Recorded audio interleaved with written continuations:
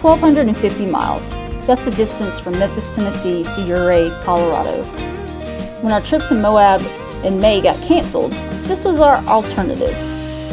Many of us were interested in Blackberry Pass, Imogene, Engineer, and all those badge trails up in Colorado. So we decided to go this route instead.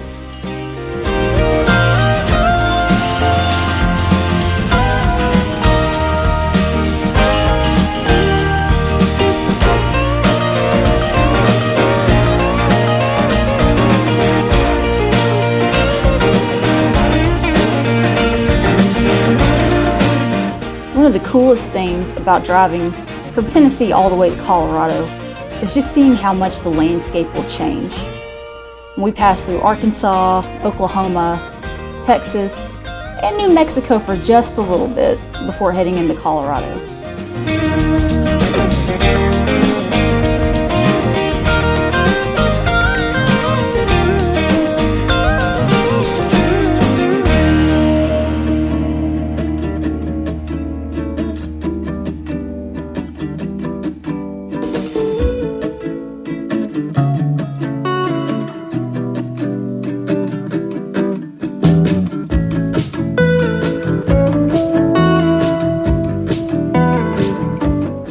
We stayed at the Riverside Inn and Cabins.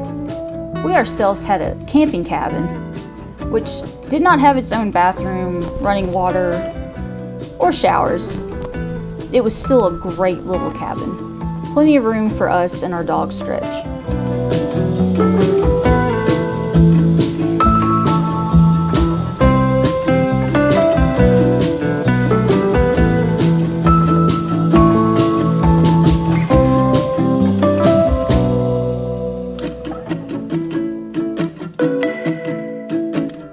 Now behind the cabins, you can see there's a river that runs right behind it. It was fun to just kind of walk down here and just take in the sights before heading out on the trail.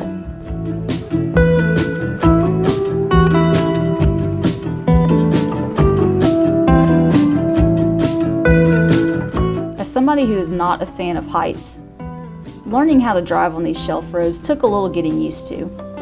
When you start focusing on the road and not so much on the sheer drop-off, either to the driver or passenger side, it's really quite enjoyable.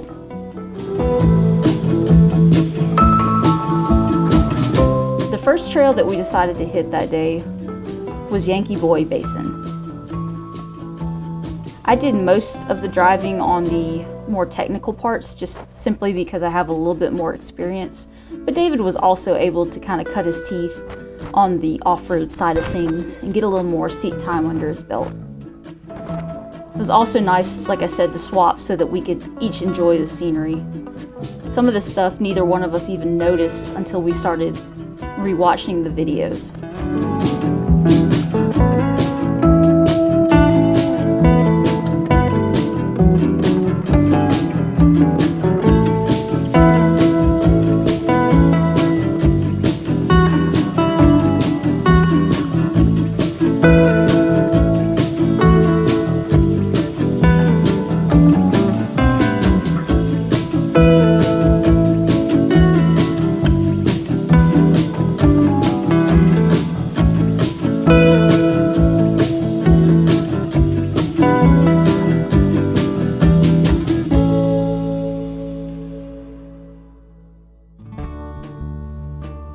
Now it was time to hit Imogene.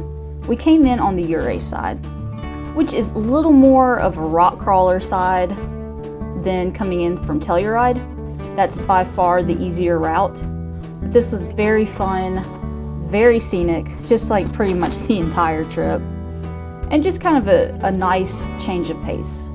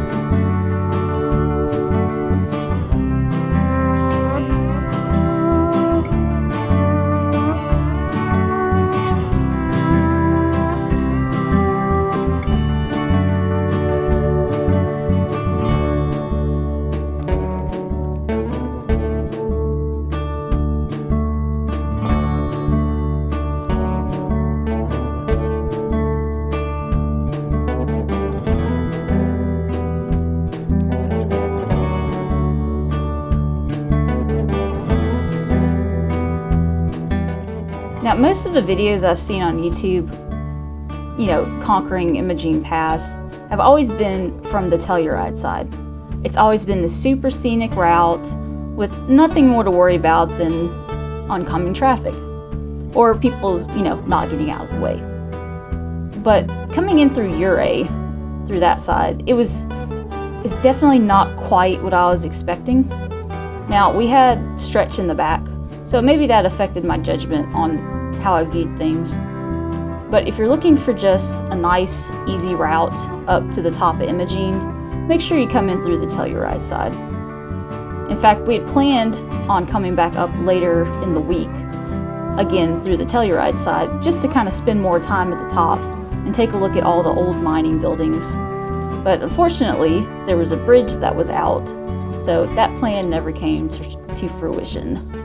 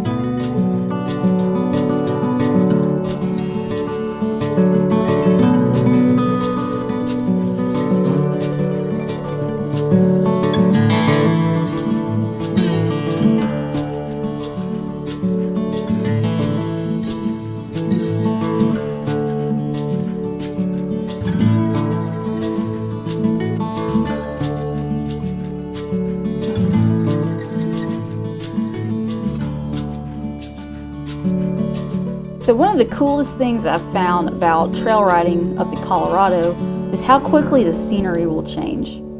Now, as you saw, we were in pretty much a piney, foresty type area, and now it looks like we're on the surface of the moon.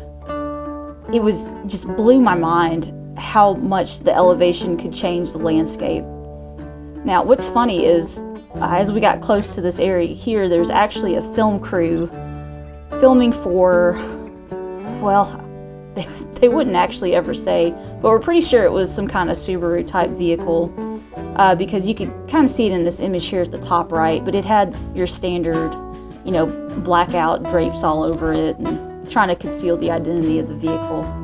But it was strange just seeing it, up in the middle like that, but, a heck of a place to try and film a commercial.